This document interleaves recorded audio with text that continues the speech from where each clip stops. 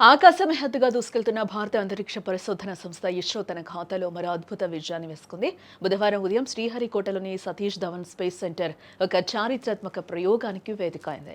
మన దేశంలోని అత్యంత శక్తివంతమైన రాకెట్, అందరూ ప్రేమగా పిలుచుకునే బాహుబలి, అదే LVM-3 M6 రాకెట్ ద్వారా అమెరికాకు చెందిన బ్లూబర్డ్ 6 ఉపగ్రహాన్ని విజయవంతంగా నింగిలోకి పంపించారు. ఈ ప్రయోగం వెనుక ఎన్నో విశేషాలు కూడా ఉన్నాయి. ముఖ్యంగా ఈ బ్లూబర్డ్ 6 ఉపగ్రహం బరువు అక్షరాల 6100 కిలోలు.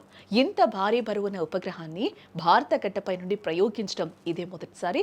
అమెరికాకు చెందిన AST స్పేస్ మొబైల్ కంపెనీ ఈ శాటిలైట్ ను తయారు చేసింది. దీనివల్ల ప్రపంచవ్యాప్తంగా మొబైల్ నెట్వర్క్ లో విప్లవాత్మక మార్పులు రాబోతూ ఉన్నాయి. ఎందుకంటే ఇలాంటి అదనపు ఎక్విప్మెంట్ లేకుండానే సాధారణ స్మార్ట్ ఫోన్లకు నేరుగా అంతరిక్షం నుంచి 4G మరియు 5G బ్రాడ్బ్యాండ్ సేవలు అందుతాయి. అంటే ఇకపై సిగ్నల్ లేని మారుమూల ప్రాంతాల్లో కూడా ఇంటర్నెట్ సులభంగా అందుతుందన్నమాట.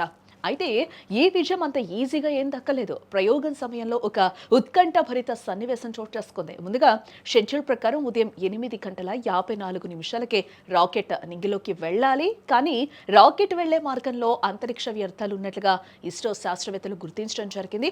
ఒక చిన్న పొరపాటు జరిగిన కోట్ల రూపాయల విలువైన ప్రయోగం బూడిదయ్యే ప్రమాదం పొంచింది. కానీ మన సైంటిస్టులు అప్రమత్తమయ్యారు. ఖచ్చితమైన లెక్కలతో ప్రయోగాన్ని 90 సెకండ్ల పాటు హోల్డ్ చేశారు. సరిగ్గా 8:55:30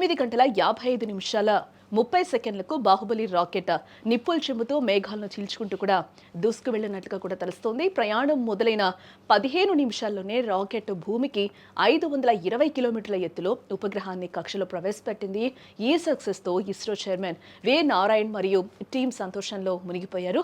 LVM-3 రాకెట్ తన అద్భుతమైన సామర్థ్యాన్ని మరోసారి ప్రపంచానికి చాటిందని నారాయణ్ కొనియాడారు. ఇది ఇస్రో చేపట్టిన 3వ పూర్తిస్థాయి వాణిజ్య మిషన్ కావటం విశేషం. ఈ విజయంతో ప్రపంచ దేశాలన్నీ ఇప్పుడు తమ ఉపగ్రహాలను పంపేందుకు భారత్ వైపు చూస్తూ ఉన్నాయి.